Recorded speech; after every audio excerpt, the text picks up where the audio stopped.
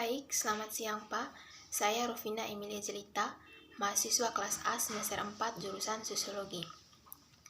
Di sini saya ingin menjelaskan tentang kekuasaan ataupun kekuatan politik dan juga masyarakat. Di sini kita harus menjelaskan dulu mengenai politik. Politik itu merupakan sesuatu hal yang sangat penting dalam kehidupan bersama. Kajian tentang politik itu ada dalam berbagai konsep, dan politik itu tentunya dia banyak hal yang terjadi dalam dunia perpolitikan. Dalam hal ini dinamika berpolitik selalu ada untuk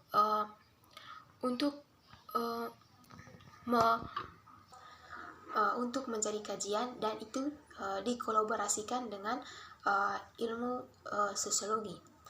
Politik merupakan suatu proses yang dapat dipahami sebagai pembentukan dan pembagian kekuasaan dalam masyarakat, antara lain berwujud proses pembuatan keputusan khususnya dalam negara, dan juga menjadi sebagai proses interaksi antara pihak penguasa dan pihak yang dikuasai. Mengenai hakikat politik itu sangat dikenal dalam bidang ilmu politik. Politik itu dianggap sebagai seni, strategi, dan juga ilmu untuk meraih sebuah kekuasaan dan bagaimana mempertahankan kekuasaan tersebut baik secara konstitusional maupun inkonstitusional. Selain itu, politik dipandang sebagai sudut pandang yang dimana sebagai usaha yang ditempuh warga negara untuk mewujudkan kebaikan bersama. Lalu dalam politik juga itu adanya kaitan dalam penyelenggaraan pemerintahan dan negara. Politik ini menjadi kegiatan yang diarahkan untuk mendapatkan dan mempertahankan kekuasaan di masyarakat, dan juga politik itu sebagai segala sesuatu tentang proses perumusan dan pelaksanaan kebijakan publik.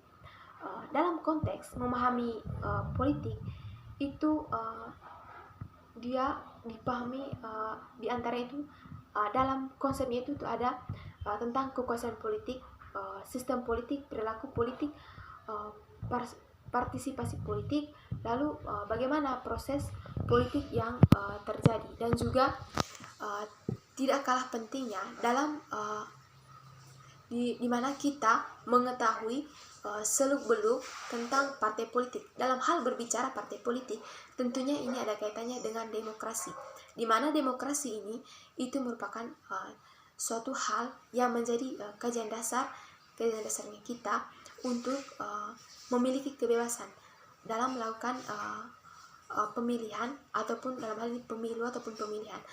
Di sini kita memiliki kebebasan untuk berpendapat, berpartisipasi untuk memilih siapa yang pantas dalam memajukan sistem perpolitikan. Karena kita tahu bahwa dunia politik ini penuh dengan dinamika. Karena di situ adanya para elit-elit politik yang memegang kekuasaan tertinggi, dan dari situ para elit politik tentunya memiliki kekuasaan tersendiri atau powernya mereka, bagaimana mempertahankan eksistensinya untuk tetap berada pada posisi tersebut. Ada berbagai cara yang mereka lakukan. Tentunya cara yang mereka lakukan itu ada positif maupun negatif.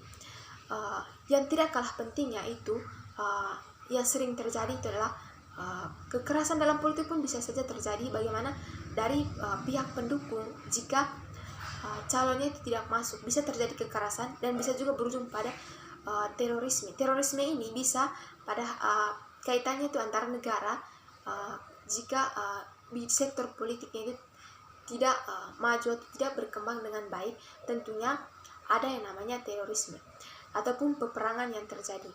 Nah, dari situ di sini semua ini dilihat dari perkembangan zaman sekarang, ya, dimana arus globalisasi yang mempengaruhi banyak hal, terutama bidang politik, di mana globalisasi bisa memberi pengaruh, memberi perubahan tersendiri dalam memberikan konsep-konsep tentang dunia politik.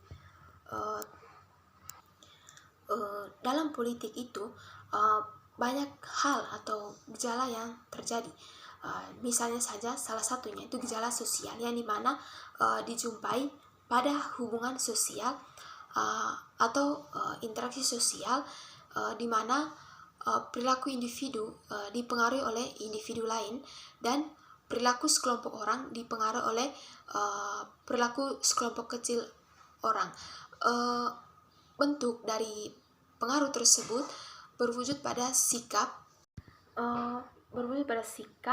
menuruti apa yang menjadi kehendak pihak yang mempengaruhi. Artinya dalam hal ini sikap dan perilaku pihak yang terpengaruhi sangat ditentukan oleh pihak yang mempengaruhi interaksi sosial yang berbentuk hubungan dan saling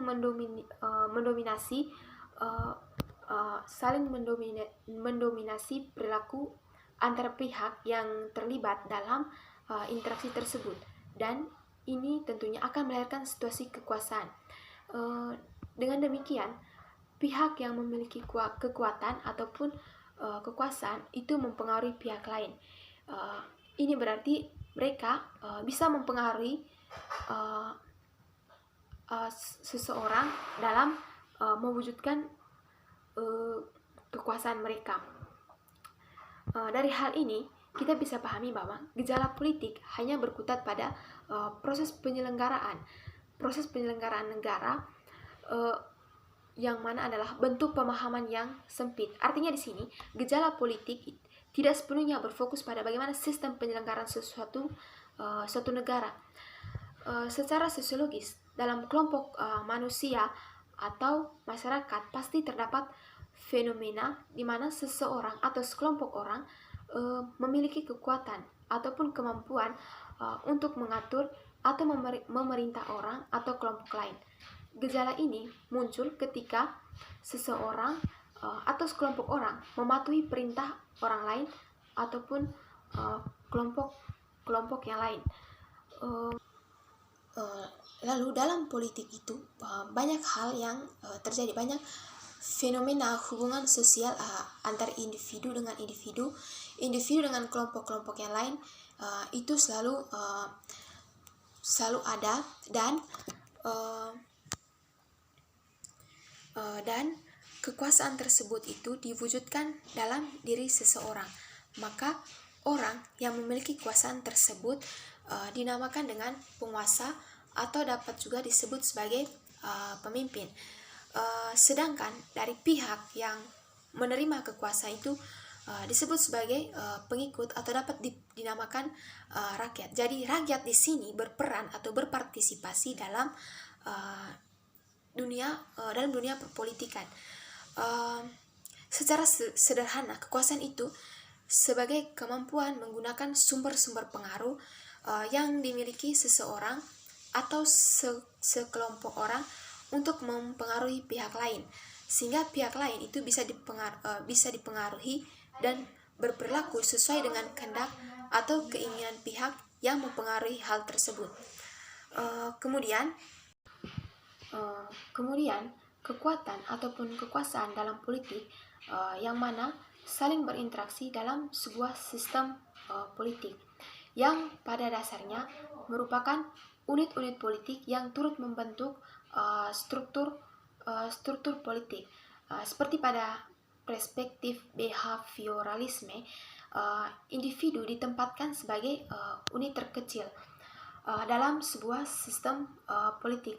Oleh karena itu, individu dapat dilihat sebagai bagian dari kekuatan politik, terutama individu-individu yang berkedudukan sebagai pemimpin politik.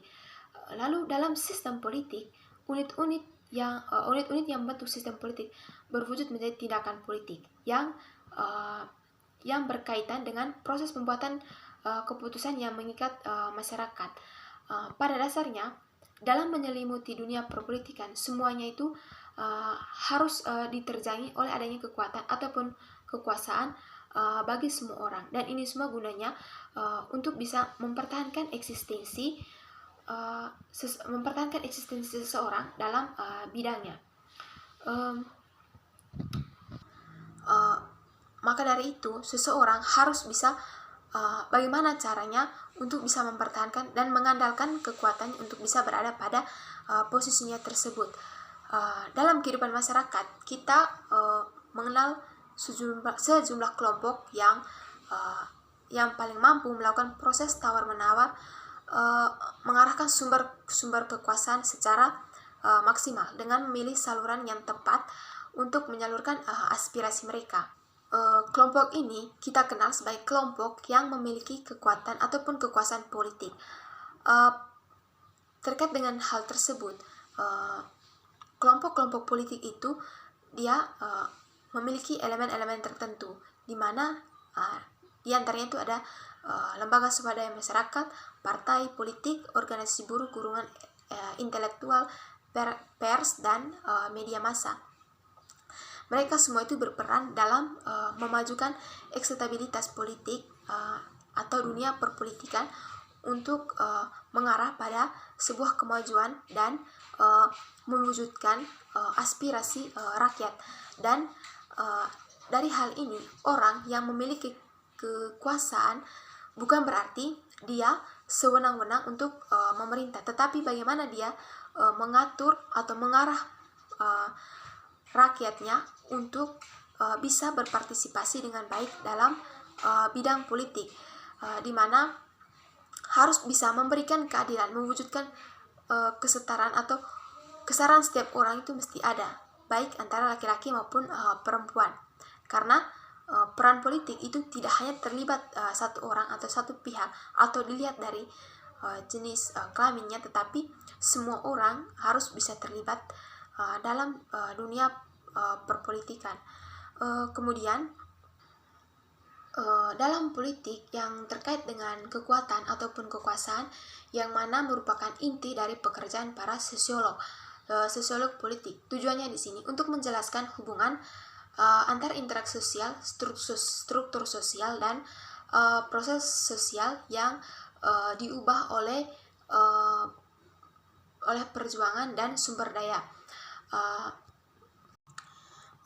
Dalam politik yang tentunya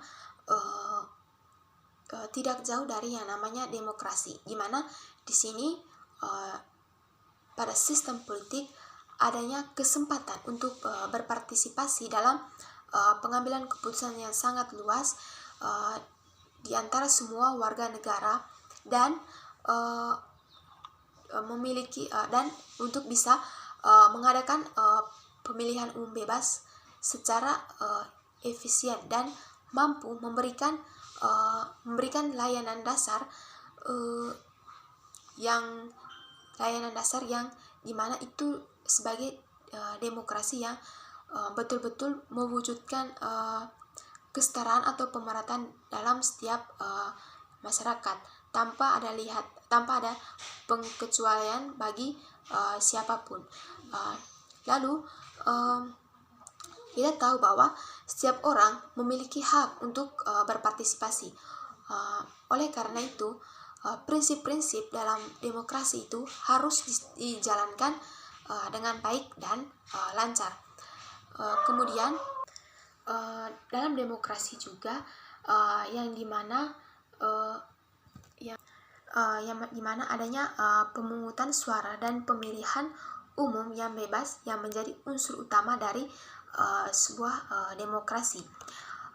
Voting itu merupakan salah satu strategi utama dalam aksi politik yang memungkinkan seseorang mempengaruhi keputusan dan pemerintahan. Dengan demikian, itu bisa menunjukkan bahwa politik memiliki kekuatan ataupun kekuasaan.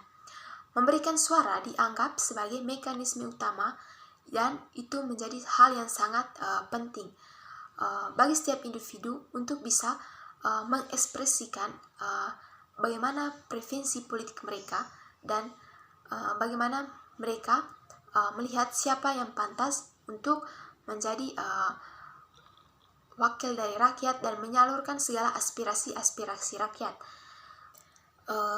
Dari demokrasi ini, dalam bidang politik itu juga dipengaruhi oleh budaya. Dalam hal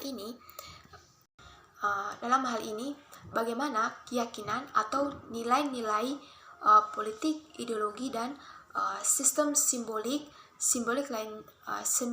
lainnya dalam masyarakat terkait dengan pelaksanaan kekuatan politik di dalam berbagai bentuk. Konsep budaya merupakan salah satu unsur yang penting dalam dunia perpolitikan, dan ini menjadikan sebagai acuan dalam sebuah pengetahuan ataupun kepercayaan untuk mewujudkan aksi politik. Tentunya dari aksi politik itu ada gerakan-gerakan tersendiri, gerakan-gerakan sosial dalam memajukan seseorang mewujudkan aksinya itu untuk menduduki posisi pada apa yang seseorang inginkan. Dan banyak hal atau cara yang dilakukan orang untuk bisa mewujudkan atau menduduki kekuasaannya tersebut. Dari hal ini segala mekanisme yang terjadi pada dunia politik bisa dilihat pada zaman sekarang, yang mana adanya arus globalisasi yang mempengaruhi banyak hal dan merubah segalanya. Globalisasi politik itu merupakan proses masuknya suatu pola atau nilai-nilai yang diterima secara menyeluruh karena membawa pembaruan dan menguntungkan di bidang politik. Di bidang politik seperti kerjasama antara berbagai negara. Dan akhir dari pembahasan ini tentang kekuasaan politik dan masyarakat, di mana di sini kita mengharapkan dalam membangun dunia perpolitikan, diharapkan harus adanya hal yang merupakan menjadi perhatian kita bersama, atau yang mana itu merupakan kepentingan publik, bukan merupakan kepentingan golongan tertentu. Dan di sini kita mengharapkan bersama-sama untuk membangun relasi politik atas asas kebersamaan, keadilan dan juga keadilan, yang dimana berdampak adanya pemerataan bagi setiap orang, atau keadilan bagi setiap orang tanpa adanya pengecualian. Baik, itu saja penjelasan dari saya terkait dengan kekuasaan politik dan masyarakat. Kurang dan lebihnya saya mohon maaf. Sekian dan terima kasih.